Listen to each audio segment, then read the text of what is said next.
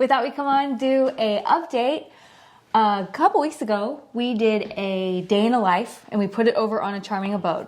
And there was quite a few comments about Jason, and we did a little baby update in that one, but we really didn't get into a whole bunch of details. Full-fledged deep dive. Yeah, so yes. we thought we would go a little deeper for the people that are really into this type of content and that type of thing, and keep you guys updated. Mm-hmm. Sometimes these are difficult for people to listen to because no one likes to hear any type of negative talk. That becomes difficult, but for those who are going through it, it can be very helpful. So Jason has agreed to always put it out there, and if he ever changes his mind and doesn't want to, we will definitely not. Yes. How do you feel about that? I concur. But also, please be kind in the comments. I turn the comments off on this channel. Oh, okay. Yeah. Even on the other channel. Yeah. People have been super great. I think they're following along, and they're learning as they're going also, and they're realizing that this disease is difficult. Yes. And no one's perfect at it, and you learn as you go. So I thought I would let you start, and then at the end, when you go to rest, I would do a little caregiver talk with those that are actually going through it and have a little chit chat. So this is a 2-part series. Please stay tuned for part 2. So why don't you start, and let's talk a little bit about just how you've been feeling about everything lately. Well, let's start at the 10,000 foot level, where I feel like there was this slight decline over the years, and then I'm not going to say it leveled out because there's always been this steady, but I'll have to have you define the period of time, because really the last 3 months. It has been, we've really, to the point where I'm noticing, and it's become a lot more apparent. My memory's gotten a lot worse. Simple tasks that were taking me longer time and I was struggling with before are amplified. If it used to take me 4 times as long, it's taking me 16 times as long to get done. As an example, I'm putting together these shelves in my shop, and 10 years ago I did them in the garage. I did the entire wall and all the brackets in one day, and I've been working on it now for well over a month. The other day I went out to build some more shelves, and it took me 3 hours, and I built one. And it's built exceptionally poorly. I'm not going to show you because it's that bad. But I'm like, wow, this is not good. So that's a great example. Yeah. Can I ask you? Jason never knows what I'm about to ask. So I feel like I have a high advantage of you are someone who your dementia is different than a lot of other people's, because yours is caused by CTE, not like the typical Alzheimer's. Mm-hmm. So I feel like you're able to communicate a little differently.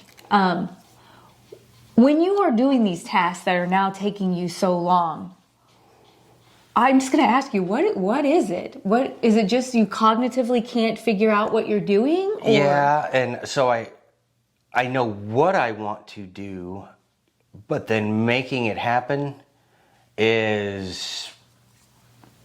getting A and B and C to line up it's just not working. There's literally 2 parts to this shelf system. Literally 2 pieces of wood.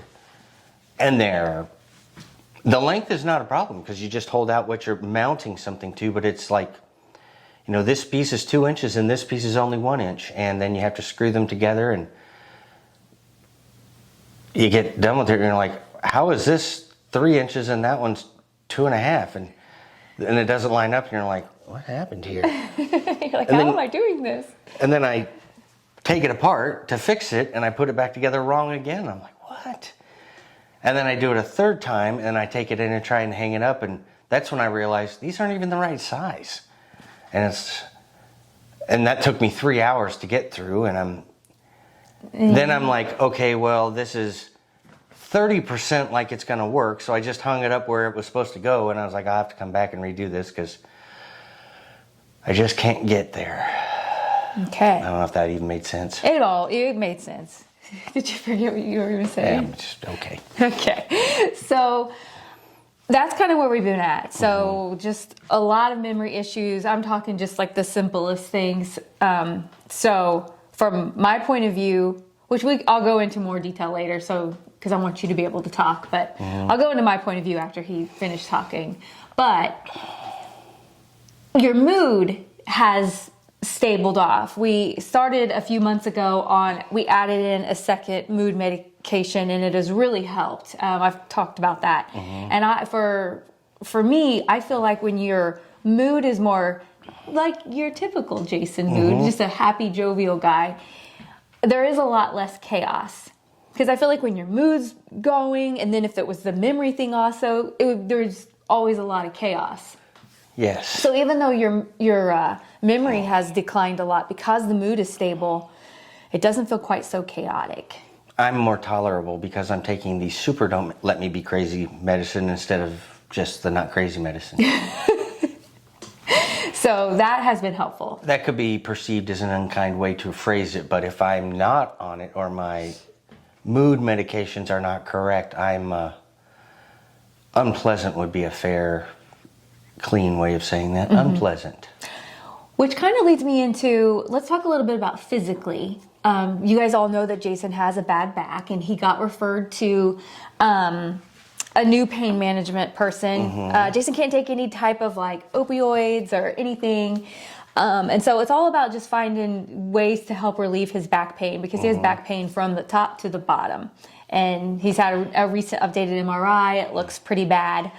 And so they're trying to figure out some ways to help him, because when you're in pain, that just kind of makes everything worse. And one of the first things that the doctor wanted to throw at Jason, which this is what scares me as someone who is an RN who sees it, she wanted to throw at him Cymbalta, which is a mood medication, which then also can help with pain.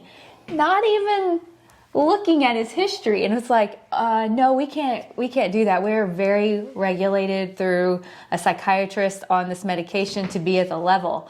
And she's like, well, what would happen if we did this? And I'm like, bad things. Yeah, I'm like, well, Jason would be a harm to himself or others. And then when I said those words, she was like, oh, okay, moving on. But what if other people didn't know these things and they're just taking all these medicines? And that scares me for other people. So for those of you out there going through a similar situation, be very cognizant of what they're recommending and go back to your neurologist or psychiatrist and validate, hey, they would like to add this, that, and the other, and see what's going to do this. Yes, because the person who's doing the pain management has no idea what's going on neurologically and everything. And so yes, we do. That's a good point. We cross-reference everything. So I cross-reference nothing, but I have people that do it. Let's talk about how are you feeling about other people and like visiting and those types of things, honestly. No, thank you. And that's what I mean. No, thank you. I don't want to visit. Yeah. I don't want to go. I enjoy going over and helping my buddies, but it's the physical act of going to do something. I don't want to sit there and visit. And I think your friends that you do hang out with, they know that. And you guys just do your thing and you hang out and yeah. And so that's kind of nice. You enjoy seeing your grandkids, but you even struggle in that aspect. Talk a little bit about that. Well, yeah. Like, for example, we spent the day over with Kelsey and her boys yesterday, and Anthony. He was there. But anyway, but yesterday was like a weird day. I could not stay awake. We were over there just for the afternoon, and I took 2 at least hour-long naps while we were there. And I got home. We got home in the late afternoon, early evening, and I couldn't stay awake. I was up and asleep and awake in my chair for the entire evening, and then like 9 o'clock I came in and went to bed and slept all night. It was just ridiculous. Yeah, you were a sleepyhead. You slept all the way until this morning. It's crazy. But I feel like your sleep's still messed up to where like you have those days where he sleeps like the whole day and the whole night, and then he'll have days where he's awake all day and all night. So and we have tried so many things. There is nothing you could tell us or that could fix it. It's just your brain. Like, this is the week I'm not going to sleep, so I'll be up at 4 and can't really get a good nap in, and then I'll come to bed at 2. The next, like, okay, let's go for 2 hours of sleep. Let's talk a little bit about things, because we're in that stage. Like we've talked before, a lot of people think that, they think of people who have dementia and they instantly are already thinking about the people who are in a memory care and those type of things, and they kind of miss this mid stage that's progressing. And we have shared how financially, like, I have to do all the stuff. We have to be careful with you because you just like to purchase things and all that. Tell me a little bit, because you ebb and flow, about how you want to buy things, how you don't want to buy things.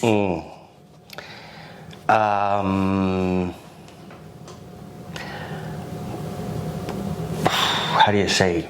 Gentle reminders. And it's not that Leslie's nagging me about it, but I have a tendency to have the idea of what I want to do, and then there's the reality that I'm not able to do it anymore. She'll remind me of that, and then I realize that, and then I'm like, okay, well, I should probably not bother even buying that because I'm not going to do it anyway, and I already have something very similar to it downstairs that I still haven't used. And when I say something similar to that downstairs, there's probably 43 to 78 examples of that downstairs where... Watch our declutter videos. No, you will not. Watch the declutter videos. So that has helped. However, that doesn't mean I'm going to remember that we talked about that, and then I will get fixated and ready to buy something, and let's pull the trigger because I'm gonna need that. Gonna need it. Gonna need that. It's hard. It's really hard because, like he just said, he's not going to remember. We already went through this conversation, and at that time, he saw the logic, he saw the reasoning, and he was like, yeah, I'm not going to need that. Why would I want that? But then he still wants it later because he forgot. And I forgot about the 117 things downstairs that I still haven't done. Yeah. And no, I thank you for saying it, because I'm not nagging you when it comes to it. It's just a reminder because I don't remember. It's like, it's tough. So it's really tough. People never talk about this aspect when it comes to dementia. It needs to be talked about. So we'll give you an update in a couple of weeks. One of my favorite bands is coming to town. It's OAR, Of a Revolution. If you don't know them, they're a cool story. They've been a band since they were in the 8th grade talent show and never really, anyway, they're coming to town. I don't do well with crowds and loud noises, so we bought tickets at the very back of the theater.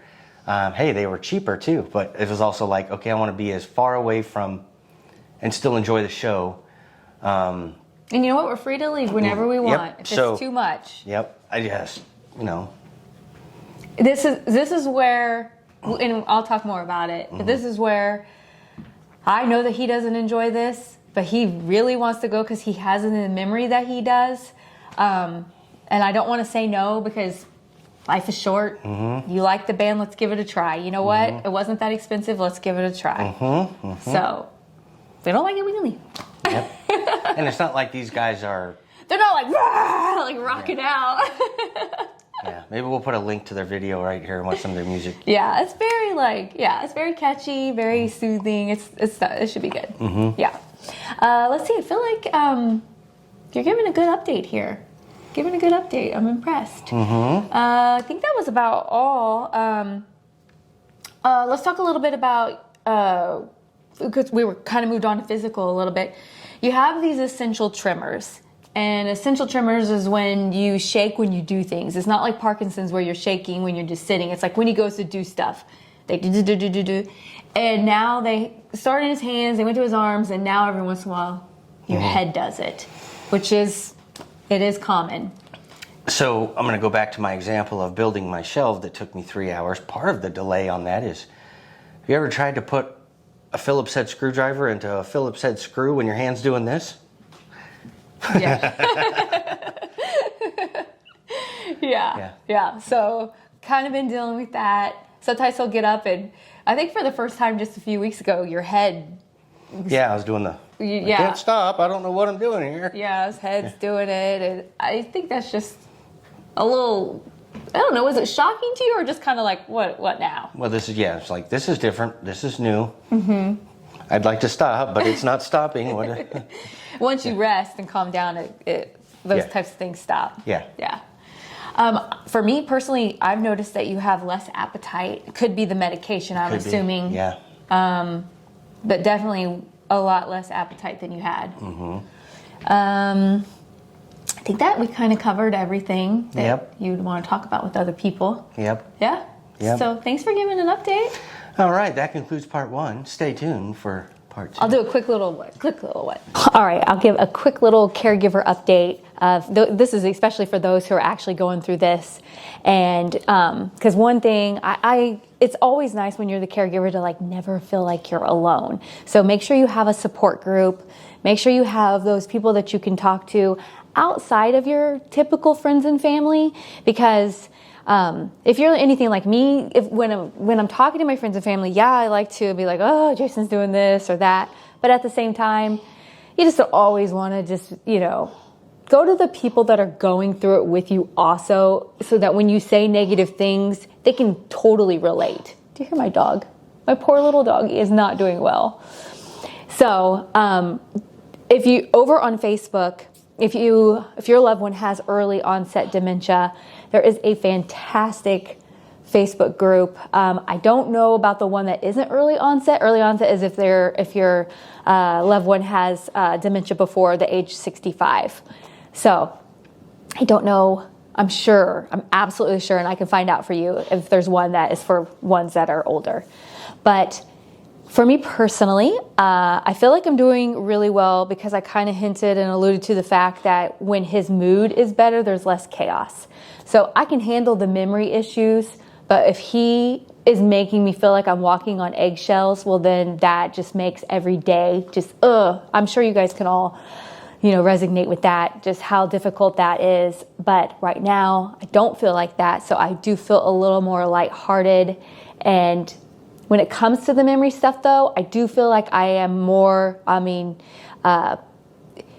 when I say trust, you got to think about what kind of trust I'm talking about. But trust goes out the window, and you can't trust them to do what they say they're going to do, or how they're going to do it, or what they need to do and when to do it, anything. You really do have to watch. It is like their age is reversing. It's like a toddler, and you're just constantly staying on top of them, reminding him to shower, reminding him to change his clothes. I maybe told him one thing 30 minutes ago, and I'm telling him it again 30 minutes later. But yet, every once in a while, Jason still surprises me. Like when he was just sitting here talking about how he was tired yesterday and then went to bed at 9 o'clock. And I'm like, I'm impressed he remembered that, because I don't know. So he still blows my mind. He still has his long-term memory, which I love. So he can still remember things from like when we were younger and that type of thing all the time. But the memory thing, it's just about being vigilant and really keeping an eye on him. And so that's kind of where I'm at for myself. And then other than that, it's just staying on top of him financially. That is such a burden. I literally feel like I am just on this merry-go-round that you never get off.